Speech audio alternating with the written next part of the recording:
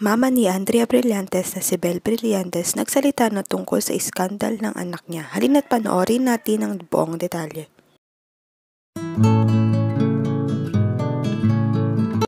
Mayroon ngang kumakalat dati na iskandal si Andrea Brillantes na ginagalaw niya ang kanyang sarili.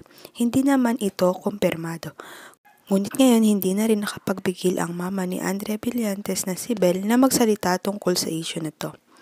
May isa kasing basher ang nagkomento sa latest post niya at ang sabi, "Alam mo dati nag-P lang si Bagets no, ngayon pogi na ang pwedeng kumamot sa kati. Inang yung anak mo nakaka..." Sumagot naman ang mama ni Andrea, "Lol, di na ako sasagot sa'yo, kachipan, bye."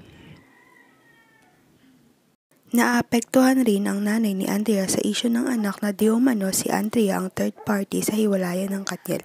Diinaan na lamang niya ang stress sa pagte-training. Ito ang kanyang post. "So much hatred in the net these days. We turned into bunch of savages. Spread all that hate and lies. This negativity will not break my spirit.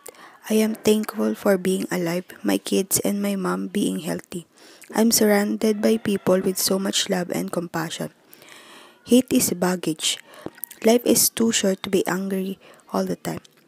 I may not be getting the numbers that I'm aiming, but I shall compete again tomorrow. I will finish this competition. Bahala kayo dyan lahat.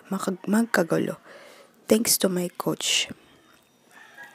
Less than 10 days of training, dealing with competition, cheaters, and facing an unworthy challenge are the things I dealt with in this competition. I say, partida na to. I'm still a bit disappointed because I know I can do a lot better if I didn't let some stupid stuff bother me. Well, I'm only human. I'm a mom. Of course, it gets into me.